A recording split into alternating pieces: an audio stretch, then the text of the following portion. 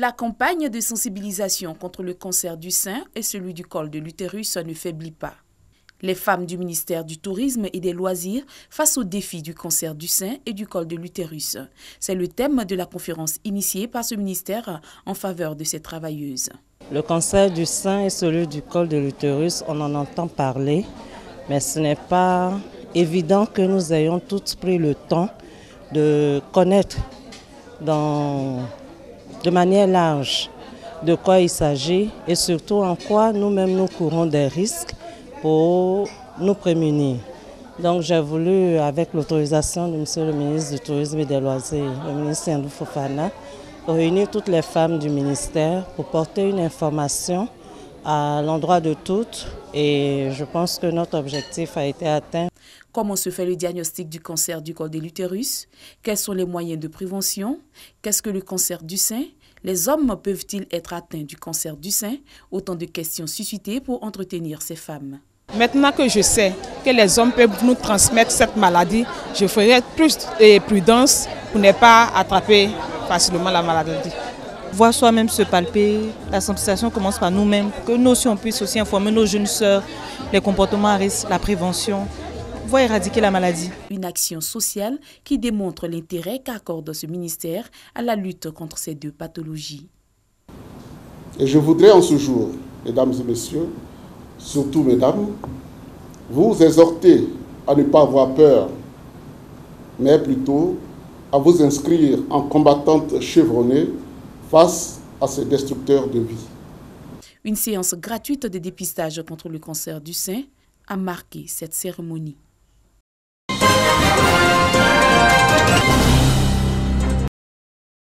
Yamoussoukro, capitale politique du pays. Les leaders de jeunesse de Côte d'Ivoire y ont effectué le déplacement à l'épreuve des actions en faveur de la paix et la cohésion sociale.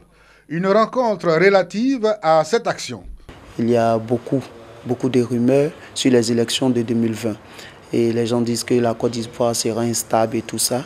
Et nous avons décidé de regrouper nos camarades jeunes des différentes localités de la Côte d'Ivoire pour parler d'élections apaisées, pour parler de paix en Côte d'Ivoire et partout en Afrique. C'est ce qui motive d'abord notre activité. Thème central de leurs travaux de renforcement des capacités. Panafricanisme et cohésion sociale. Quels enjeux pour les élections apaisées en 2020? Pour bien outiller ces jeunes leaders sur la culture de la paix, un des experts ivoiriens de promotion des droits humains sollicité, le secrétaire général du Comité national des droits de l'homme. Bamba Sendou a mis en exergue toutes les lacunes de la jeunesse ivoirienne en matière de participation à la bonne marche de la vie en Côte d'Ivoire, notamment le manque d'informations et la négligence à toutes les opérations d'établissement des pièces administratives initiées par l'État. Le secrétaire général du CNDH de rappeler les enjeux pour les élections apaisées en 2020, avant d'exhorter la jeunesse au respect des institutions du pays. Après Yamoussoukro, d'autres actions à l'actif de ces jeunes sont prévues pour la promotion des valeurs de paix et de cohésion sociale en Côte d'Ivoire.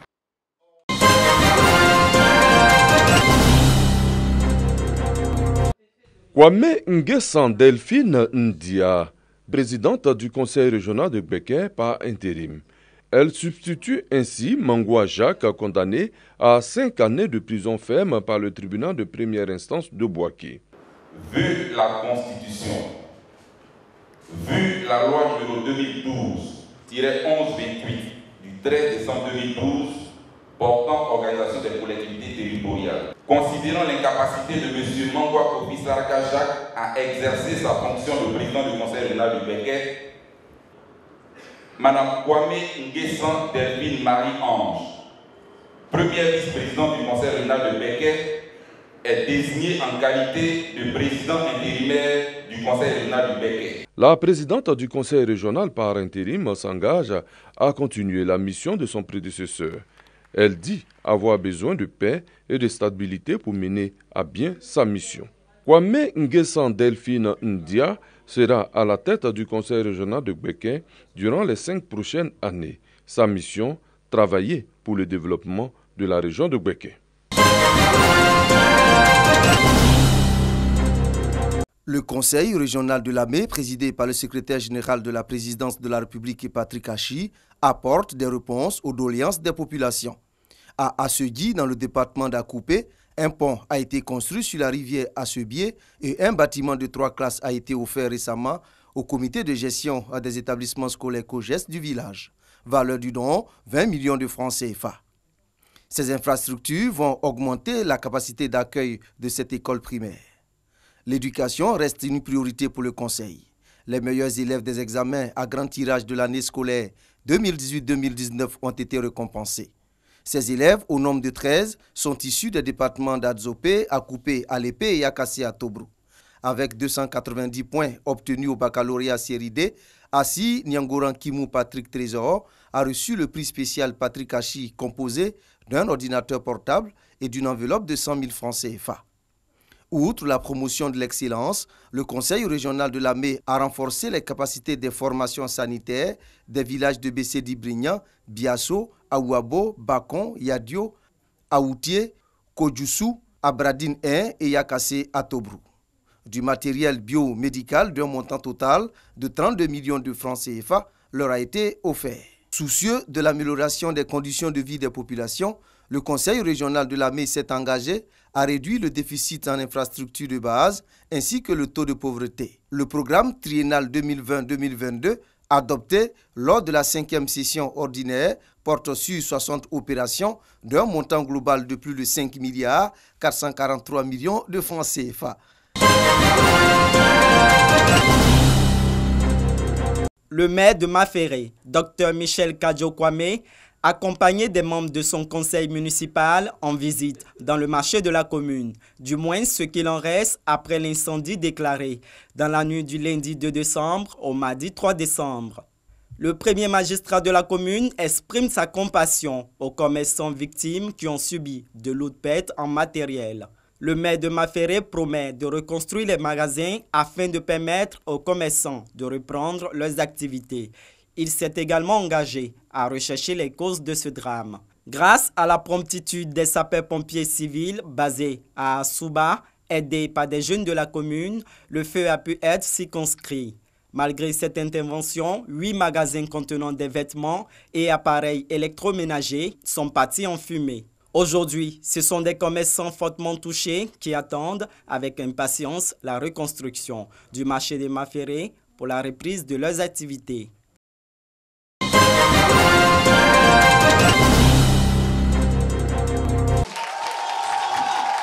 C'est par un tonnerre d'applaudissements que les femmes de Fresco ont accueilli la bonne nouvelle. La première dame Dominique Ouattara met à leur disposition un chèque de 25 millions de francs CFA pour financer leurs activités génératrices de revenus. Cela dans le cadre du FAPSI, Fonds d'appui aux femmes de Côte d'Ivoire. Je vends poisson. Je veux assez d'argent pour me compléter, pour pouvoir vendre. Je veux 500 000. Un peu, je vais rembourser. Et puis pour reprendre encore, pour arrondir même, parce que je veux une chambre froide pour pouvoir travailler. Donc je remercie maman Dominique qui a pensé aux femmes de Fresco. Le chèque a été remis par Patricia Legré, qui représentait la première dame. Elle a saisi l'occasion pour prodiguer des conseils aux femmes quant à l'entrepreneuriat. Elle a rappelé aux bénéficiaires du fonds que le remboursement est gage de confiance. Il faut encourager la première dame pour tout ce qu'elle fait. Mais l'encourager comment? C'est de rembourser ce qu'elle vous donne. Vous remboursez et puis elle va penser à tout. Quand tu as fini de rembourser tes 100 000 ou bien tes 500 000, peut-être même tu vas avoir 10 millions après, grâce à Fondabé. Les prêts vont de 30 000 à 500 000 francs CFA, remboursables sans intérêt. Les 5 millions de francs CFA sont logés à la COPEC des Fresco.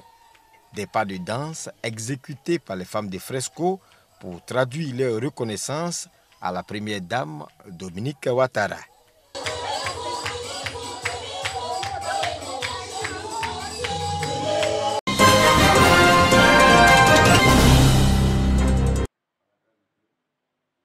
À travers des séances de sensibilisation sur le VIH-Sida et de dépistage volontaire dans 3 localités de San Pedro, l'Église méthodiste unie de Côte d'Ivoire marque son engagement qui dure depuis 12 années dans la lutte contre le sida. À la faveur de la journée mondiale du sida, les responsables de cette église ont choisi la ville de San Pedro pour mener leurs activités. Dans le cadre de la journée mondiale de la lutte contre le sida, l'Église qui lutte aussi contre le VIH-Sida et les autres pandémies aux côtés de l'État s'engage là-dedans. Aujourd'hui, nous sommes ici à San Pedro dans le cadre de la journée nationale méthodiste de la lutte contre le VIH-Sida. Nous avions fait 2 équipes pour faire la sensibilisation et puis le dépistage. Une procession, un culte et une distribution de kits aux personnes vulnérables ont également marqué cette 12e édition.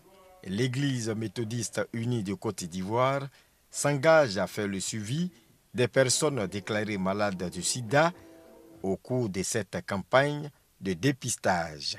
Nous sommes disposés et nous sommes organisés à suivre tous ceux qui seront déclarés positifs parce que l'Église doit accompagner toutes ces personnes-là pour que la vie de Dieu soit aussi avec ces personnes.